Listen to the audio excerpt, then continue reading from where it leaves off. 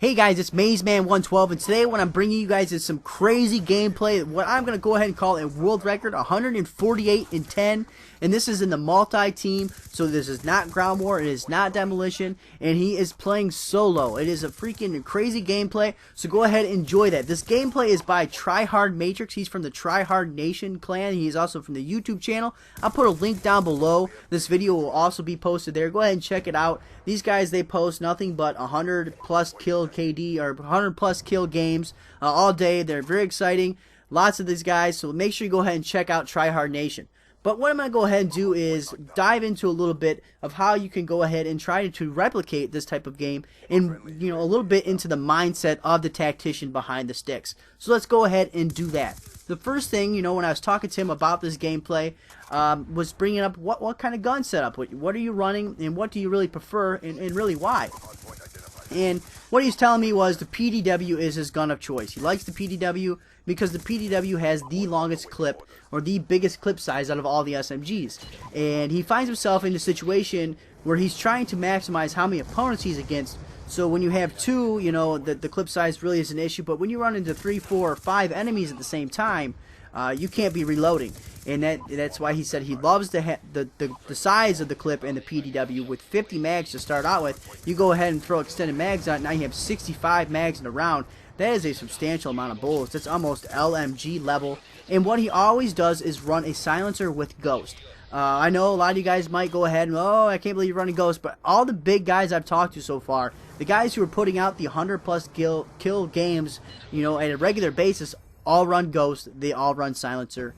And the reason behind it is that Black Ops 2 maps tend to be smaller than we're normally used to. A medium-sized map in Black Ops 2 was normally a small map before in the previous Black Ops or previous Call of Duties. So it makes it extremely difficult to be able to go ahead and work your way, work your reloads, work your health regenerations within that small confines when you're always on the map. So these guys, they love to do it because they no longer show up in that mini map. And nowadays players are getting smarter and smarter of how to read this mini map and how to understand not only where the enemy is coming from, where they're spawning from, and where the team needs them just from this mini map. And when you don't show up on it, they're not accounting for you, which is almost better for them than them not knowing where you are at all, because they can check the mini map and say, oh, it's clear.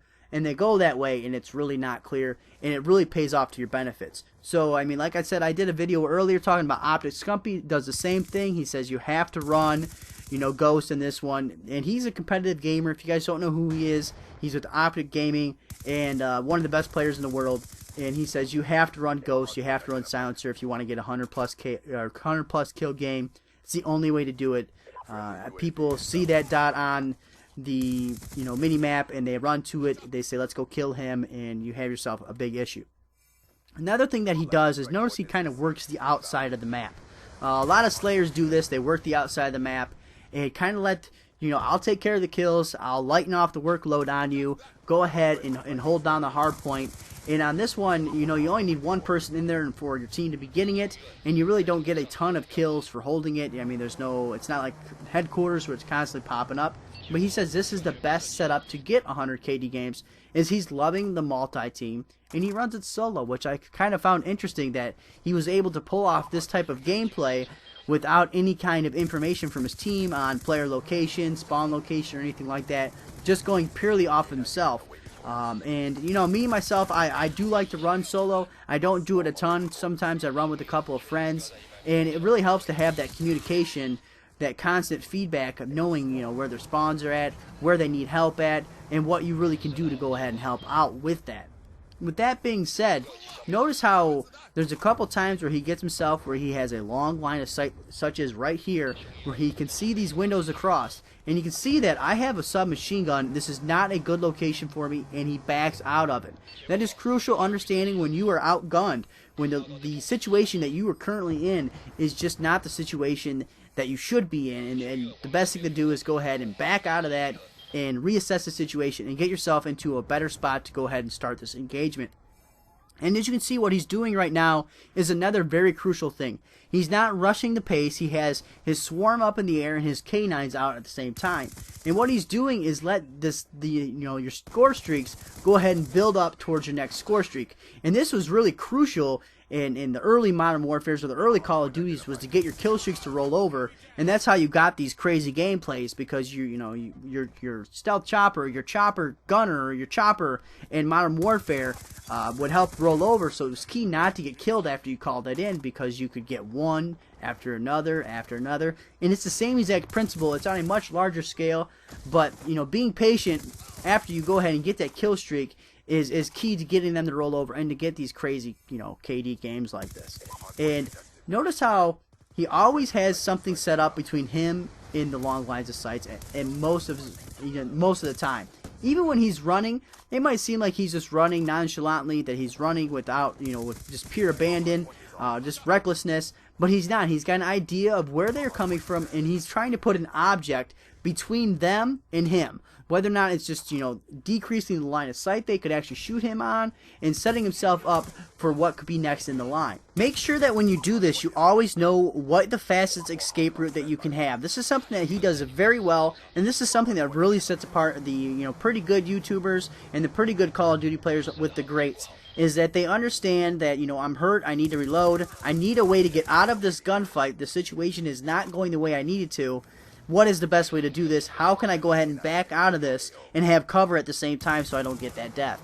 We've all had a ton of times where you're in a situation, you just, killed 3 of them, you killed 4 of them, you have no ammo, you're really, really hurt, and you just need to get out of there to reload for a second, to recoup for a second, and this is where you get killed, and it just ruins that whole entire, life. It stops you from, one short of a kill streak or a score streak, and that is a situation that he really avoids by learning out how to back out like this. Even when he is, going out here navigating in the middle of the map, he's still using the cars and the tank to his best advantage, and also that little statue to go ahead and minimize what kind of lines of sight are on him.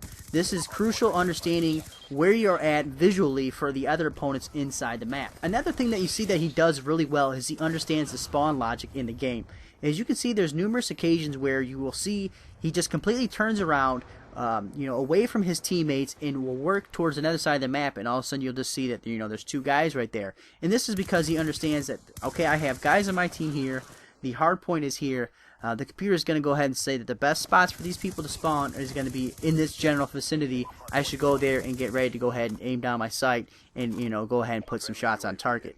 And this is the thing that a lot of, the professional gamers, they really understand. It is that next step of gaming in the process, is understanding the algorithms behind it to understand where these people are going to be, so I can go ahead and work that way there, or not even work your way there, but understand that that's where they're going to be coming from, so I'm not surprised on that.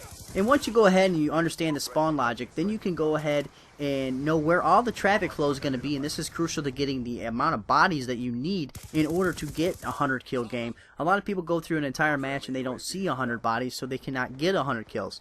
Once you understand the spawn points and where the funnel points are going to be, you can go ahead and focus your attention there and really be able to pile up the kills. One thing that I found very interesting that I was unable to go ahead and talk to Tryhard Matrix about was the fact that he doesn't use a lot of frags, and he doesn't use a lot of stuns or concussions or anything like that. You really don't ever see him throw anything like that. And my question would have been was, he does run a couple extra perks, and I wonder if he needs those points in order to be able to run those extra perks, or if he does this because he doesn't like having to take away time that he could be down his sights. You guys all have the stories of, I'm throwing a frag, I'm throwing a stun grenade, and that's when they shot me. Or, I had just thrown it and I couldn't get to my gun fast enough. I wonder if that's the reasoning behind it, and how he's not caught with his pants down, so to speak, or if it's just, kind of a consequence that, a good consequence that happens because he needs those spots for the extra perks. Let me know what your guys' best kills are. Let me know, what you guys prefer to run. And let me know if you guys are able to get some crazy gameplays like this, or find another gameplay that is higher kill count in a multiplayer, or multi-team, because I have not seen anything like that. I just want to go ahead and say thank you, Tryhard Nation, for giving me a little shout out to let me go ahead and try doing this for you guys. Make sure you guys go ahead and check out both of our channels. They are down in the description below. If you guys have any questions, comments, concerns, anything like that, make sure you leave it in the comment section below. Make sure you guys hit that like button, hit subscribe, and I'll see you guys later.